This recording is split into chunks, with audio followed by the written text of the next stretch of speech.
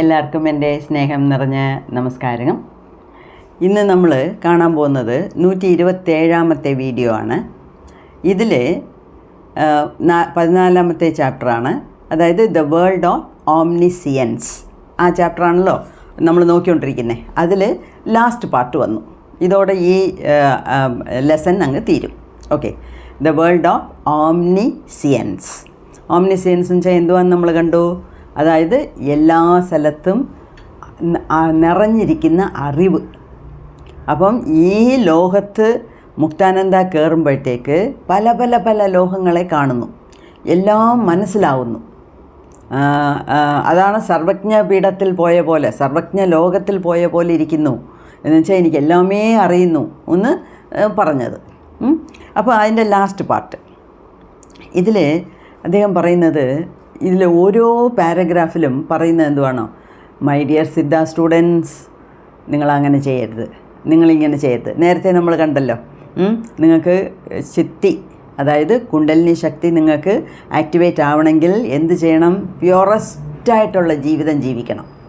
Purest എന്ന് വെച്ചാൽ അത്രയും ശുദ്ധമായ, ഹോളി, പവിത്രമായ ജീവിതം ജീവിക്കണം. അല്ലെങ്കിൽ നിങ്ങൾക്ക് ഇതൊന്നും സംഭവിക്കത്തില്ല എന്ന് പറഞ്ഞു. ഇപ്പോൾ എന്തുവാ പറയുന്നതെന്ന് വെച്ചാൽ, നിങ്ങളുടെ ഈ ശുക്ലത്തിനെ ഒരു ഡ്രോപ്പ് പോലും നിങ്ങൾ വേസ്റ്റ് ചെയ്യരുത്. അതായത് നിങ്ങൾ സന്തോഷമായിട്ടിരിക്കുക, ഭാര്യയും ഭർത്താവും സന്തോഷമായിട്ടിരിക്കുക, അതാത് സമയത്ത് അതാത് എല്ലാം നടക്കട്ടെ, എല്ലാം നയിച്ച് വേണമല്ലോ നമുക്ക് ജീവിതം മുന്നോട്ട് കൊണ്ടുപോകാൻ. അതുകൊണ്ട് കല്യാണം കഴിച്ചിട്ടേ ഞാൻ സന്യാസി പോലെ വീട്ടിനകത്തിരിക്കുമെന്ന് പറഞ്ഞാൽ നടക്കുമോ? നടക്കത്തില്ല. അപ്പം കല്യാണം കഴിച്ചാൽ അത് അതിൻ്റെ രീതിയിൽ പോട്ടെ, പക്ഷേ ഏതൊന്നും അളവോടെ ഇരിക്കണം. അതാണ് ഗൗതമ ബുദ്ധ പറഞ്ഞത് മധ്യമ. മധ്യമ എന്ന് വെച്ചാൽ എന്തുവാ? കൂടാനും പാടില്ല, കുറയാനും പാടില്ല. ഞങ്ങളുടെ അമ്മൂമ്മ എപ്പോഴും പറയും, ഒന്നേ ആശാൻ്റെ നെഞ്ചത്ത് അല്ലെങ്കിൽ കളരിക്ക് വെളിയിൽ എന്ന്. അതുപോലെ അങ്ങേറ്റവും വേണ്ട, ഇങ്ങേറ്റവും വേണ്ട, ഒരു മീഡിയം പാത്തിൽ അളവോടെ എല്ലാം അനുസരിച്ച് പോയാൽ നമുക്ക് നല്ലത്. അപ്പോൾ അദ്ദേഹം പറയുന്നത്, നേരത്തെ ഇതേ പറഞ്ഞിട്ടുണ്ട്, ഒരാളിൻ്റെ മുഖത്തുള്ള തേജസ് കണ്ടാൽ മനസ്സിലാക്കും അവൻ്റെ ശുക്ലത്തിനെ എത്ര ദൂരം കട്ടിയാക്കി വെച്ചിട്ടുണ്ടെന്ന്. അപ്പം എപ്പോഴും ഇതിൽ ഇതേ ചിന്തയിലിരുന്നാൽ, അതേ ഇതേ ചെയ്ത്തിൽ ഇരുന്നാൽ ഒരുപാട് ദേഹത്തിലുള്ള ശുക്ലമെല്ലാം അങ്ങ് വേസ്റ്റായിപ്പോവും. അപ്പോൾ അങ്ങനത്തെ ആളുകളുടെ മുഖം കണ്ടാലേ അറിയാം ഒരു ചൈതന്യമില്ല, ഒരു തേജസ്സില്ല, ഉണങ്ങി വാടി, അവൻ എത്ര തിന്നാലും അവൻ്റെ ദേഹം നന്നാവത്തില്ല. അതെന്തുകൊണ്ടാണെന്ന് വെച്ചാൽ, നമ്മൾ നേരത്തെ കണ്ട പോലെ ഈ ശുക്ലം എന്ന് പറയുന്നതാണ് എല്ലാ സത്തും. ഒരു മനുഷ്യൻ കഴിക്കുന്ന സാധനത്തിൽ നിന്നും, വായുവിൽ നിന്നും, മണ്ണിൽ നിന്നും, വെള്ളത്തിൽ നിന്നും, എല്ലാത്തിൽ നിന്നും ഗ്രഹിച്ചെടുക്കാൻ പറ്റുന്ന ഏറ്റവും നല്ല സാധനം കൊണ്ട് ചെയ്യുന്നതാണ് നമ്മുടെ ദേഹം. ചെയ്യുന്നതെന്ന് വെച്ചാൽ മെയ്ഡ് ഇൻ ജപ്പാൻ അല്ല, നമ്മുടെ ദേഹം ഉണ്ടാക്കുന്ന ഒരു സാധനമാണ് ഈ സെമൻ എന്ന് വെച്ചാൽ ശുക്ലം. അപ്പം ഏറ്റവും നല്ല സത്തുള്ള സാധനങ്ങളെല്ലാം എടുത്ത് ചെയ്യുന്ന അത്രയും ഇമ്പോർട്ടൻ്റായിട്ട്, അത്രയും വിലപ്പെട്ട ഒരു സാധനത്തിനെ നിങ്ങൾ കളയരുത്. എത്രയ്ക്ക് നിങ്ങൾ ചേർത്ത് വയ്ക്കുന്നോ അത്രയ്ക്ക് നമുക്ക് തേജസ് ഉണ്ടാകും എന്ന് പറയുന്നു. അപ്പം എല്ലാ എനർജിയും നമ്മൾ അനാവശ്യമായിട്ട് സംസാരിച്ച്, അനാവശ്യമായിട്ട് ഈ TV കണ്ട്, അനാവശ്യമായിട്ട് സെക്ഷുവൽ ഡിസയേഴ്സിലൊക്കെ അനാവശ്യമായിട്ട്, ആവശ്യത്തിന് വേണം, അനാവശ്യമായിട്ട് ചെയ്ത് കളഞ്ഞ് നമ്മുടെ എനർജിയെ വേസ്റ്റാക്കരുത്. അതാണ് അദ്ദേഹം പറയുന്നത്. അതുമാത്രമല്ല, നമ്മളെ ഇനിയൊരു കാര്യം പറയുക. നേരത്തെ അദ്ദേഹം പറഞ്ഞത് പ്യുവറസ്റ്റ് ഫോമിൽ ഓഫ് ലൈഫ് വേണം. അത് മനസ്സാ വാചാ കർമ്മണ നല്ലതേ ചിന്തിക്കാവൂ, നല്ലതേ പറയാവൂ, നല്ലതേ ചെയ്യാവൂ, അങ്ങനെ ഒരിത്. ഇപ്പം പറയുന്നത് ശുക്ലത്തിനെ വേസ്റ്റാക്കരുത്. മൂന്നാമത് പറയുന്നത് എപ്പോഴും വിജിലൻ്റായിട്ടിരിക്കണം. ഈ വിജിലൻ്റ് എന്ന് വെച്ചാൽ എന്തുവാ? അതായത് awareness, 100% awareness, live in the present moment എന്ന് പറയുന്നില്ല. അതുപോലെ എപ്പോഴും നമ്മൾ വിജിലൻ്റായിട്ടിരിക്കണം. വിജിലൻ്റായിട്ടിരിക്കണം എന്ന് വെച്ചാൽ നമ്മളുടെ സംസർഗം എങ്ങനെ, നമ്മൾ ആരോടൊക്കെയാണ് സംസർഗം വെച്ചിരിക്കുന്നത്, നമ്മുടെ ചുറ്റുപാട്, നമ്മുടെ ഫ്രണ്ട്സ്, നമ്മുടെ റിലേറ്റീവ്സ്. അപ്പോൾ ഓരോ മനുഷ്യനും ഓരോ ചിന്താഗതിയാണ്. അപ്പം ചിലർക്ക് എപ്പോഴേ നെഗറ്റീവായിട്ട് ചിന്തിക്കാൻ തോന്നത്തുള്ളൂ, ചിലർ നെഗറ്റീവായിട്ടേ സംസാരിക്കത്തുള്ളൂ, ചിലർ പോസിറ്റീവായിട്ട് വെളിയെ അഭിനയിക്കും, പക്ഷേ ഉള്ളിലെല്ലാം ദേഷ്യവും നെഗറ്റിവിറ്റിയും കുശുമ്പും കുന്നായ്മയുമായിട്ടായിരിക്കും അവർ ജീവിക്കുന്നത്. പക്ഷേ വെളി കാണിക്കുമ്പം നല്ല രീതിയിൽ അഭിനയിക്കും. അപ്പം അങ്ങനെ ഈ ലോകത്ത് പലതരപ്പെട്ട ആൾക്കാരാണ് നമ്മളുടെ ചുറ്റിലും ഉള്ളത്. അങ്ങനെ ഉള്ളപ്പം ബി അവെയർ. അപ്പോൾ എപ്പോഴും നിങ്ങൾ വാച്ച്ഫുള്ളായിട്ടിരിക്കണം. ആരുടെ കൂടെ സംസാരിക്കുന്നു, ആരുടെ കൂടെയാണ് നിങ്ങൾ കമ്പനി അടിക്കുന്നത് എന്നൊക്കെ. അപ്പം നേരത്തെ ഒരു ഇംഗ്ലീഷിലൊരു ചൊല്ലുണ്ട്, നിങ്ങളുടെ ഫ്രണ്ട് ആരാന്ന് പറ, നിങ്ങളെക്കുറിച്ച് ഞാൻ പറയാം എന്ന് പറയും. അപ്പം അതാണ് ഇവിടുത്തെ അർത്ഥം. അതായത് നമ്മൾ ആരുടെ കൂടെ കമ്പനി അടിക്കുന്നു വെച്ചാൽ ഫ്രണ്ട്ഷിപ്പ്. ഒരാളിൻ്റെ കൂടെ നമ്മൾ തുടർന്ന് ഫ്രണ്ട്ഷിപ്പ് വെച്ചുകൊണ്ടിരുന്നാൽ ആ ആളിൻ്റെ ചിന്താഗതിയെല്ലാം നമുക്കും വരും, നമ്മളുടെ ചിന്താഗതിയെല്ലാം ആ ആളിനും പോകും. അപ്പോൾ എപ്പോഴേ ഒരു എക്സ്ചേഞ്ച് ഓഫ് ഐഡിയാസാണ്. അപ്പം ആരുടെ കൂടെ നമ്മൾ ഫ്രണ്ട്ഷിപ്പ് വെച്ചിരിക്കുന്നു, ആരുടെ കൂടെ ജീവിക്കുന്നു, ഏത് സാഹചര്യത്തിലാണ് ജീവിക്കുന്നത് എന്നുള്ളതെല്ലാം നമ്മൾ എപ്പോഴും അലേർട്ടായിട്ടിരിക്കണം. ഇപ്പം ചിലരുണ്ട് ചുമ്മാതിയെ ചില കെട്ട വാക്കുകളൊക്കെ ഉപയോഗിക്കും. അവർ അതിൻ്റെ അർത്ഥം അറിയാം അവർക്ക്, പക്ഷേ അത് അവർ ഉദ്ദേശിക്കുന്ന അതല്ല, മീൻ ചെയ്യുന്ന അതല്ല, പക്ഷേ ചുമ്മാ സംസാരിക്കുമ്പോഴേ ചില വാക്കുകളൊക്കെ ഉപയോഗിക്കും, ചീത്ത വർത്താനം. ഇപ്പം ഈ വർത്താനങ്ങൾ സദാസർവകാലം നമ്മൾ കേട്ടാൽ നമ്മളെ അറിയാണ്ട് നാളെ ഈ വാക്കുകൾ നമ്മൾ പ്രയോഗിക്കും. മനസ്സിലായോ? അത് ഒരുപാട് സ്ഥലത്ത് ഞാൻ കണ്ടിട്ടുണ്ട്.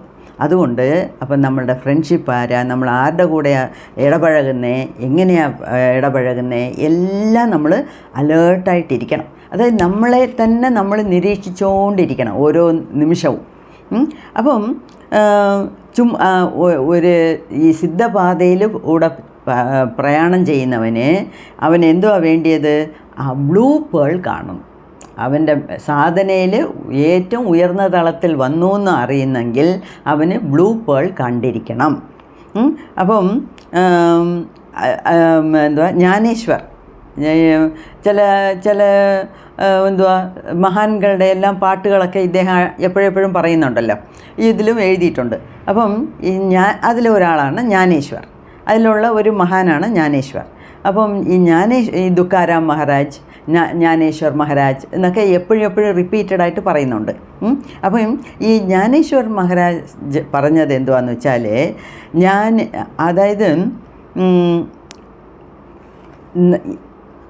ഞാൻ ഈ ഒരുത്തൻ്റെ കാലടിയിൽ എന്നെ സമർപ്പിക്കും. പക്ഷേ അങ്ങനത്തെ അയാൾ എങ്ങനെ ഇരിക്കണമെന്ന് വെച്ചാൽ, രണ്ട് പുരുവ മധ്യയിലും നടുക്ക് ആര് ഈ അവനവൻ്റെ ആത്മാവിനെ കാണുന്നോ അവൻ്റെ കാലടിയിൽ ഞാൻ സാഷ്ടാംഗമായിട്ട് വീണ് നമസ്കരിക്കും എന്നാണ് ജ്ഞാനേശ്വർ മഹാരാജ് പറയുന്നത്. അപ്പോൾ അതെന്തുവാ, ധ്യാനത്തിൽ കൂടെ അവൻ്റെ മൂന്നാം കൺ തുറന്നാൽ അങ്ങനത്തെ ആളിനായിരിക്കും ഈ പേൾ കാണുന്നത്, ബ്ലൂ പേൾ കാണുന്നത്.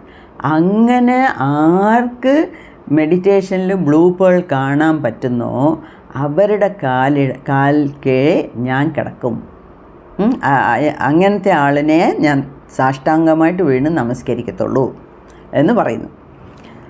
അപ്പം ആ ബ്ലൂ പേൾ കാണുന്നതാണ് ഇതിൽ ഏറ്റവും വലിയ ഒരു സംഭവം. അതായത് നമ്മുടെ മെഡിറ്റേഷനിൽ നമ്മൾ ഒരു നിലയിലെത്തി എന്ന് അറിയണമെങ്കിൽ അതിന് ആ ബ്ലൂ പേൾ കാണണം. അപ്പം ഈ ബ്ലൂ പേൾ കാണുന്നവൻ മാത്രമാണ് ബ്ലെസ്ഡ് എന്ന് വെച്ചാൽ ദൈവത്തിനാൽ അംഗീകരിക്കപ്പെട്ടവൻ, അനുഗ്രഹിക്കപ്പെട്ടവൻ. അവനാണ് ഫോർച്ചുനേറ്റ് എന്ന് വെച്ചാൽ അവനാണ് ഭാഗ്യശാലി. യഥാർത്ഥത്തിൽ പറഞ്ഞാൽ അവൻ മാത്രമേ ഭാഗ്യശാലി എന്ന് നമ്മൾ പറയാൻ പറ്റത്തുള്ളൂ, അവനെ മാത്രമേ അങ്ങനെ പറയാനൊക്കത്തുള്ളൂ. അപ്പം ഇങ്ങനെ ജ്ഞാനേശ്വരുടെയും പാട്ടുകളൊക്കെ ഇടയിലിടയിൽ പാടി അതിൻ്റെ അർത്ഥങ്ങളൊക്കെ പറഞ്ഞു തന്ന്. പക്ഷേ ഇതിൻ്റെ എല്ലാത്തിൻ്റെയും രത്നച്ചുരുക്കം എന്തുവാന്ന് വെച്ചാൽ സാധകൻ വളരെ കെയർഫുള്ളായിട്ടിരിക്കണം. ഓരോ സ്റ്റെപ്പ് മുന്നോട്ട് വയ്ക്കുന്നതും വളരെ ശ്രദ്ധിച്ച് വേണം ചെയ്യാൻ. അങ്ങനെ പോയാൽ മാത്രമേ മെഡിറ്റേഷനിൽ മുന്നോട്ട് പോകാനൊക്കത്തുള്ളൂ. അങ്ങനെ മെഡിറ്റേഷനിൽ മുന്നോട്ട് പോയി എപ്പം ആ ബ്ലൂ പേൾ കാണുന്നോ അന്ന് അവന് പാസ് മാർക്ക് കിട്ടും. നേരത്തെ അദ്ദേഹം അങ്ങനെയാണ് പറഞ്ഞത്, പാസ് മാർക്ക് കിട്ടും. ഓക്കെ, ഇപ്പം ഈ ബ്ലൂ പേൾ എന്താണെന്ന് വെച്ചാൽ ഈ ബ്ലൂ പേൾ കാണുന്നവന് ജ്ഞാനമുക്തി. ജ്ഞാനമുക്തി എന്ന് വെച്ചാൽ എന്തുവാ, അവനെല്ലാം അറിഞ്ഞു, അവനെല്ലാം മനസ്സിലായി. എന്താ വെച്ചാൽ അതുകൊണ്ടല്ലേ ഇതിനെ ജ്ഞാനക്കണ്ണെന്ന് പറയുന്നത്. ജ്ഞാനമെന്ന് വെച്ചാൽ എന്തുവാണെന്നറിയാമല്ലോ, അറിവ് വേറെ ജ്ഞാനം വേറെ. ഓക്കെ, അറിവ് എന്ന് പറയുന്നത് മറ്റവർ പറയുന്നത് കേൾക്കുക, വീഡിയോ കാണുക, ബുക്ക് വായിക്കുക, അതിൽ നിന്ന് കിട്ടുന്നതാണ് അറിവ്. പക്ഷേ അത് എപ്പം അവൻ്റെ സ്വന്തം അനുഭവത്തിൽ കൂടെ മനസ്സിലാക്കിയെടുക്കുന്നോ അപ്പോഴേ അതിനെ ജ്ഞാനം, വിസ്ഡം എന്ന് പറയാനൊക്കത്തുള്ളൂ. അപ്പം ഈ ബ്ലൂ പേൾ കിട്ടിയാലേ അവന് ജീവൻ മുക്തി, അവൻ്റെ ജീവന് മുക്തി കിട്ടി എന്നർത്ഥം. അപ്പോൾ അവന് ഈ തുര്യ സ്റ്റേറ്റിലാണ് ഇരിക്കുന്നത്. ഈ തുര്യ സ്റ്റേറ്റ് എന്ന് പറഞ്ഞാൽ 4 സ്റ്റേറ്റ്, നേരത്തെ അതിനെക്കുറിച്ച് ഞാൻ പറഞ്ഞിട്ടുണ്ട്. അതായത് ജാഗ്രത അവസ്ഥ, പിന്നെ സ്വപ്നാവസ്ഥ. ജാഗ്രത അവസ്ഥ എന്ന് വെച്ചാൽ ഇപ്പം നമ്മളിരിക്കുന്നത്, ഞാൻ സംസാരിച്ചുകൊണ്ടിരിക്കുന്നു, നിങ്ങൾ വീഡിയോ കേട്ടുകൊണ്ടിരിക്കുന്നു. നമ്മൾ രണ്ടുപേരുമേ ഇപ്പം ജാഗ്രത അവസ്ഥയിലാണ്. ജാഗ്രത എന്ന് വെച്ചാൽ എന്തുവാ, അലേർട്ടായിട്ടിരിക്കുക. ഞാൻ സംസാരിക്കുന്നു, ഞാൻ എന്തോതിനെക്കുറിച്ചാണ് സംസാരിക്കുന്നതെന്ന് എനിക്ക് 100% ബോധമുണ്ട്. ഓക്കെ, നിങ്ങൾ ഈ വീഡിയോ കേൾക്കുമ്പോഴും നിങ്ങൾക്കും അറിയാം എന്തോതിനെക്കുറിച്ചാണ് നമ്മൾ കേൾക്കുന്നത്, ആര് പറയുന്നതായത്, ഇതിൽ എന്തോ ചെയ്യുവാണ് എന്നുള്ളത് നിങ്ങൾക്കറിയാം. അപ്പം ഇതാണ് ജാഗ്രത അവസ്ഥ. പിന്നെ ഉറങ്ങുമ്പം സ്വപ്നം കാണുന്നു. അപ്പം നമ്മൾ ജാഗ്രതയല്ല. ശരിക്കും പറഞ്ഞാൽ ഒരു യോഗി എന്ന് പറയുന്ന ആൾ ഉറങ്ങുമ്പോഴും ഉറക്കത്തിലും ജാഗ്രതയായിട്ടിരിക്കണം. പക്ഷേ നമ്മൾ ആ ലെവലിന് എത്തിയിട്ടില്ല. അപ്പം നമ്മളൊക്കെ സാധാരണപ്പെട്ട മനുഷ്യർ കിടന്നാൽ ഉറങ്ങിപ്പോവും. ഉറങ്ങിയാൽ പിന്നെ ഒരു ബോധവും ഇല്ല, ഒന്നുമില്ല, അങ്ങനെ കിടന്ന് ഉറങ്ങും. അതാണ് ഓരോ ദിവസവും നമ്മൾ ചത്ത് എണീക്കുക, അല്ലെങ്കിൽ മരിച്ച് ജനിക്കുക അടുത്ത ദിവസം എന്ന് പറയുന്നത്. എന്താ വെച്ചാൽ ഈ 4 മണിക്കൂർ ഉറങ്ങിയാലും ശരി, 8 മണിക്കൂർ ഉറങ്ങിയാലും ശരി, ഉറക്കത്തിൽ നമുക്ക് ഒരു ബോധവും ഇല്ല. ഒരുപാട് കാര്യങ്ങൾ ഉള്ളിൽ നടക്കുന്നുണ്ട്.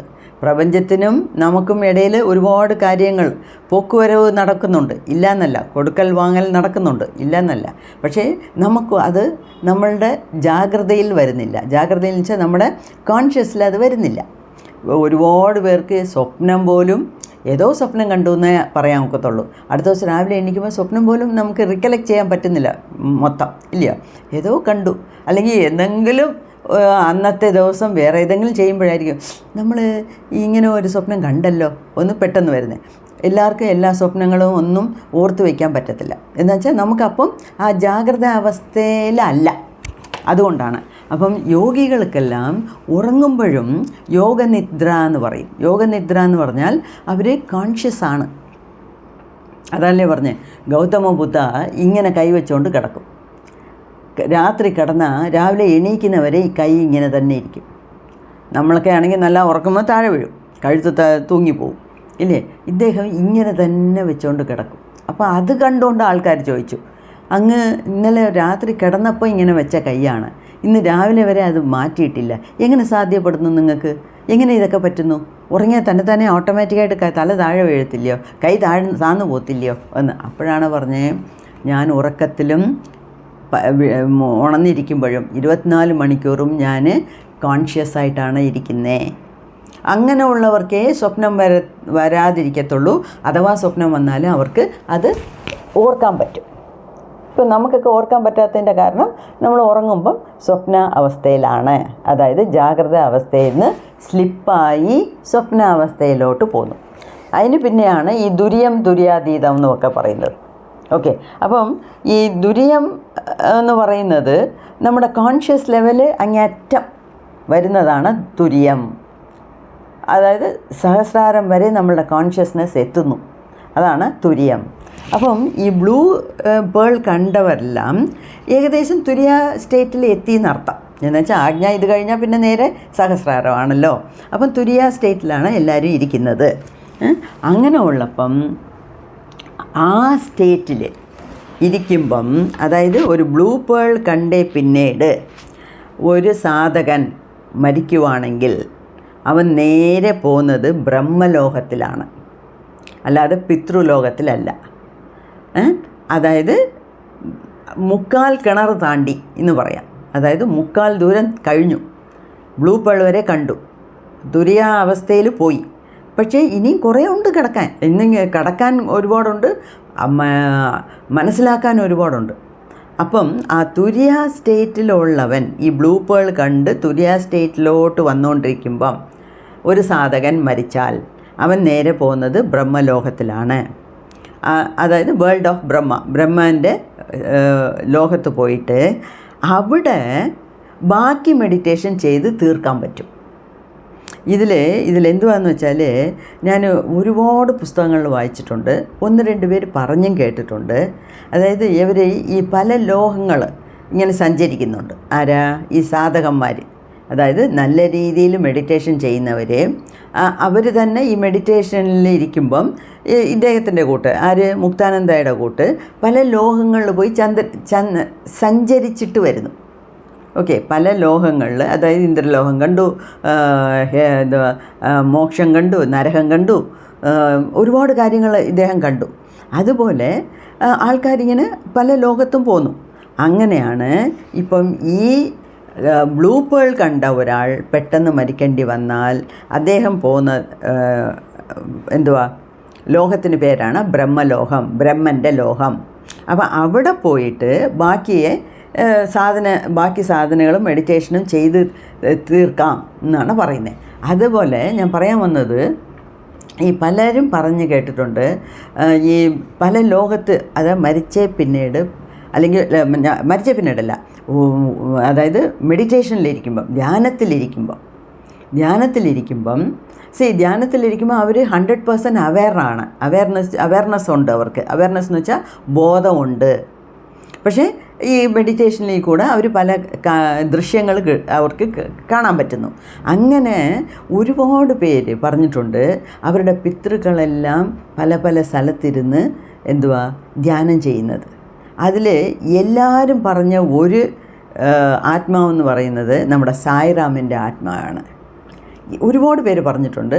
ഞാൻ അവിടെ പോയപ്പം സായിറാം അവിടെ ഇരുന്നുകൊണ്ട്, ഷീരടി സായിറാം, അദ്ദേഹം സമാധിയായി, അദ്ദേഹത്തിൻ്റെ സമാധിയാണ് അവിടെ വെച്ചിരിക്കുന്നത്. ഓക്കെ, അപ്പം ഷീരടി സായിറാം ഇരുന്ന് മെഡിറ്റേറ്റ് ചെയ്യുന്നത് ഞങ്ങൾ പല പ്രാവശ്യം കണ്ടിട്ടുണ്ട് എന്ന്.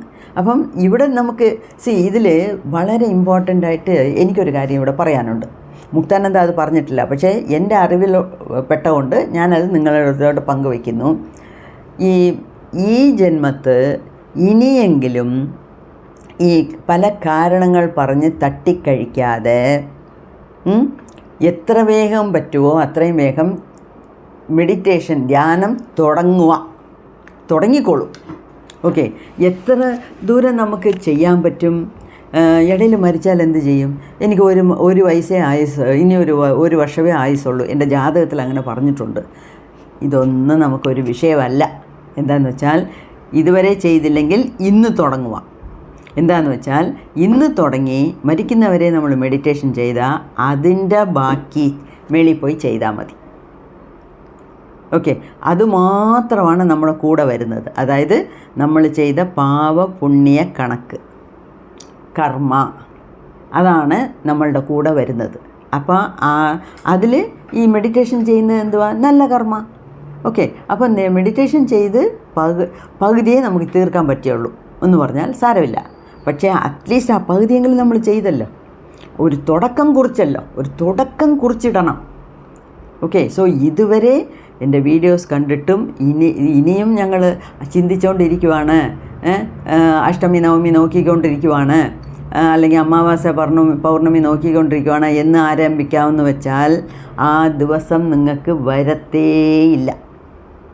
എന്താണെന്ന് വെച്ചാൽ, ആസ് ഐ സെഡ് ഏർലിയർ, കലിയുഗത്ത് നമുക്ക് പല പല പല പ്രാരാബ്ദങ്ങളാണ്. അപ്പം ഒന്നും നോക്കണ്ട, ഇടം വലം തിരിഞ്ഞ് നോക്കണ്ട. അഷ്ടമി നവമിയും ചന്ദ്രഗ്രഹണം, സൂര്യഗ്രഹണം, അമാവാസ, പൗർണമി ഒന്നും ചെയ്യണ്ട, നോക്കണ്ട. നല്ല കാര്യത്തിന് അന്ന് തന്നെ തുടങ്ങാമെന്നുള്ളതാണ്. അപ്പം ഇന്നെങ്കിലും ഇതുവരെ മെഡിറ്റേഷൻ ചെയ്യാത്തവർ ഇന്നെങ്കിലും തുടങ്ങുക. ഈ വീഡിയോ കേട്ട കൈയോടെ ബാക്കി എല്ലാ ജോലിയും മാറ്റി വെച്ചിട്ട് കുറച്ച് നേരം ധ്യാനിക്കുക. എന്താണെന്ന് വെച്ചാൽ ഈ പഴയതിൻ്റെ കണ്ടിന്യൂവേഷനാണ് നമ്മൾ അറ്റ്ലീസ്റ്റ് ഇത്രയും ഒരു തേടലിൽ നമ്മൾ കിടക്കുന്നത്. തേടലെന്ന് വെച്ചാൽ എന്തുവാ? നമ്മൾ തേടുക. എന്തോ തേടുക? മുക്തി എങ്ങനെ കിട്ടും? മുക്തി എന്ന് വെച്ചാൽ എന്തുവാ? സാൽവേഷൻ എന്ന് വെച്ചാൽ എന്തുവാ? എൻലൈറ്റൻമെൻറ്റ് എന്ന് വെച്ചാൽ എന്തുവാ? ആൾക്കാരൊക്കെ എന്തൊക്കെയോ പറയുന്നല്ലോ. ഈ കുണ്ടലിനി എന്ന് വെച്ചാൽ എന്തുവാ? കുണ്ടലിനി ഉണരുന്നു എന്ന് വെച്ചാൽ എന്തുവാ? ഗുരുകൃപ എന്തുവാ? ഇതിനെക്കുറിച്ചൊക്കെ നമ്മൾ ചർച്ച ചെയ്യുന്നു, വീഡിയോസ് പലതും കേൾക്കുന്നു, ബുക്ക് വായിക്കുന്നു, അങ്ങനത്തെ ആളുകളെ തേടിപ്പോന്നു, ജീവസമാധി പോയിരുന്ന് ധ്യാനം ചെയ്യുന്നു, അമ്പലത്തിൽ പോകുന്നു, അമ്പലത്തിൽ പോയും പ്രാർത്ഥിക്കുന്നു. അങ്ങനെയൊക്കെ ഒരുപാട് കാര്യങ്ങൾ ചെയ്യുന്നത് നമുക്ക് ഏത് രീതിയിലും എന്ത് ചെയ്താൽ മുക്തി കിട്ടുമെന്നാണ് നമ്മളെല്ലാം.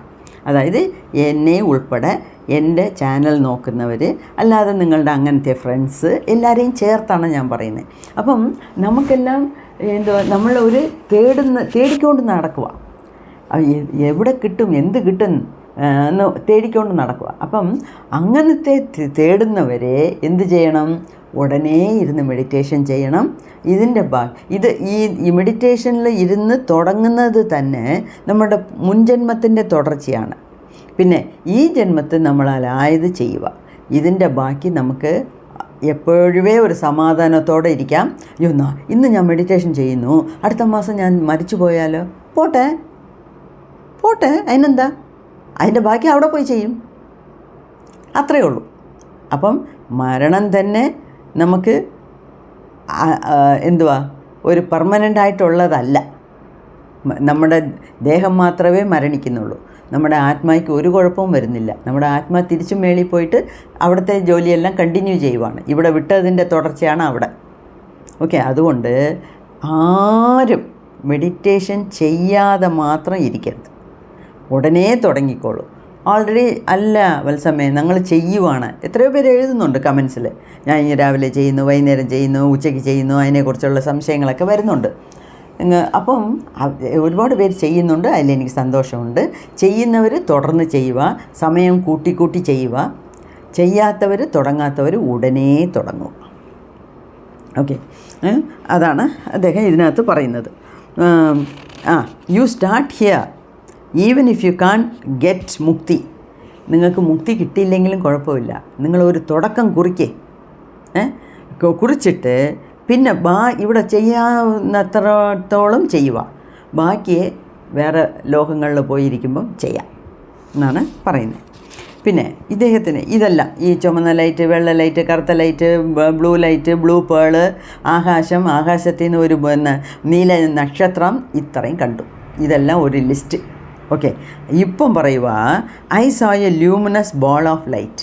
വീണ്ടും നല്ല പ്രകാശത്തോടു കൂടിയ ഒരു ബൾബ് പോലെ ഉള്ള സംഗതിയെ കാണുന്നു.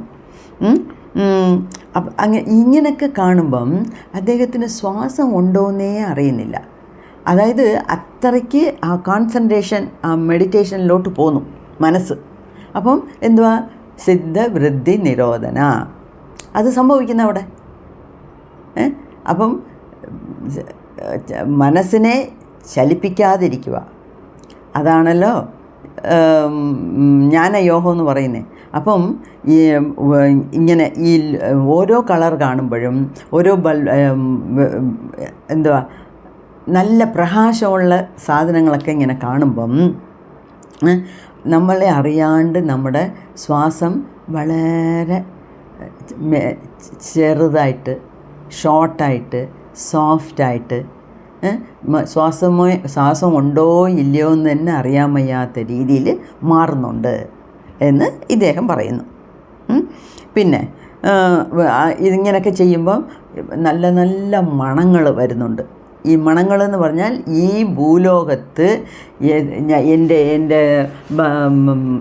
എൻ്റെ സാധകന്മാരെല്ലാം ഒരുപാട് എന്തുവാ ഈ പെർഫ്യൂം പോലെ ഒക്കെ കൊണ്ടു തരുന്നുണ്ട്.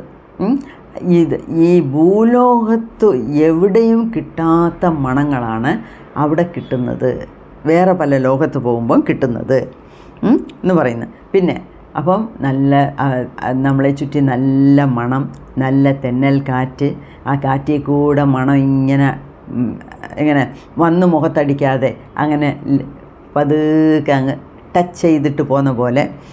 അതുമാത്രമല്ല ഹാർട്ടിൽ നിന്ന് വരുന്ന ഒരേ ഒരു ഫീലിംഗാണ് സ്നേഹം. അതാണ് ഞാൻ പറഞ്ഞത് യൂണിവേഴ്സൽ ലവ് ആൻഡ് ബ്രദർഹുഡ് എന്നുള്ള സ്നേഹം. അതായത് നാരദമുനി ഉണ്ടല്ലോ, നാരദൻ എന്ന് പറഞ്ഞാൽ എല്ലാവർക്കും പേടിയാണ്.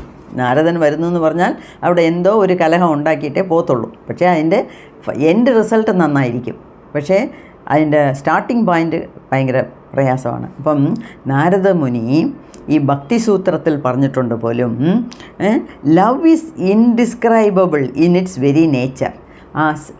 ഇപ്പം മുക്താനന്ദയുടെ മനസ്സിൽ നിന്ന്, ഹാർട്ട് ചക്രയിൽ നിന്ന് ലവ് മാത്രമേ വെളി വരുന്നുള്ളൂ എന്ന് പറയുന്നില്ലയോ, അതിനൊരു ഉദാഹരണമാണ് മുക്താനന്ദ എഴുതിയിരിക്കുന്നത്. അതെ, ഭക്തിസൂത്രത്തിൽ നാരദമുനി ഇങ്ങനെയാണ് പറഞ്ഞിരിക്കുന്നത്. അതായത് ലവ് ഈസ് ഇൻഡിസ്ട്രക്റ്റബിൾ. ഇൻഡിസ്ട്രക്റ്റബിൾ എന്ന് പറഞ്ഞാൽ അതിനെ ഒന്നുമില്ലാതാക്കാൻ ഒക്കത്തേയില്ല, അതിനെ അഴിച്ച് കളയാൻ ഒക്കത്തില്ല. Indestructible in its very nature. അപ്പോൾ അത്രയും ഉയർന്ന തളത്തിലുള്ള ആ സ്നേഹം നമുക്ക് എന്ന് തോന്നുന്നോ നമ്മുടെ മനസ്സിൽ നിന്ന്, അന്ന് നമ്മൾ മുക്തനാണ്. ഓക്കെ, അന്ന് നമ്മൾ ധന്യയാകും എന്നാണ് പറയുന്നത്. അപ്പം ഇദ്ദേഹം ഇത്രയൊക്കെ കണ്ടിട്ടും മതിയാവുന്നില്ല. ഇനി എനിക്ക് എന്തൊക്കെയോ കാണാനുണ്ടെന്ന് അദ്ദേഹത്തിൻ്റെ മനസ്സ് പറയുന്നു. കാണുന്നുണ്ട്, ഇനിയും പല ലോകത്ത് പോയതൊക്കെ ഉണ്ട് ബുക്കിൽ, സ്റ്റെപ്പ് ബൈ സ്റ്റെപ്പായിട്ട് എഴുതുവാங்க അദ്ദേഹം. പിന്നെ കണ്ണൊക്കെ ഇങ്ങനെ തിരിച്ച് റോളാകും മെഡിറ്റേഷനിൽ പോകുമ്പോൾ, മറ്റേ മുദ്രകളൊക്കെ ഇടും. അപ്പോൾ ഇദ്ദേഹത്തിന് ഇപ്പം കണ്ണ് റോളായപ്പം അപ്പർ സ്പേസ് ഓഫ് സഹസ്രാര, ഈ സഹസ്രാര ചക്രം എന്ന് പറയുന്നത് 1000 ഇതളുള്ള താമര എന്നൊക്കെ പറയുന്നു. അത് ഈ തലയുടെ ഉച്ചിക്കുള്ളത്, ഏറ്റവും ഹൈറ്റിലുള്ളതാണ് ഈ സഹസ്രാര ചക്രം. ആ സഹസ്രാര ചക്രത്തിൻ്റെ മേൽഭാഗത്തിനെ നല്ലപോലെ ഇദ്ദേഹത്തിന് കാണാൻ പറ്റുന്നു. എപ്പം? ഈ കണ്ണ് റോളായി അകത്ത് പോകുമ്പോൾ. അതും കുണ്ടലിനി ശക്തിയുടെ ഒരു കളിയാണ്.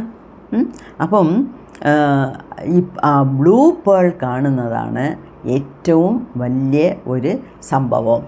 ഈ മെഡിറ്റേഷനിലിരിക്കുന്നവർക്കൊക്കെ എന്ത് ചെയ്താലും ശരി, എങ്ങനെയെങ്കിലും ആ ബ്ലൂ പേൾ ഈ ജന്മത്ത് ഇപ്പം തന്നെ കണ്ടിരിക്കണം.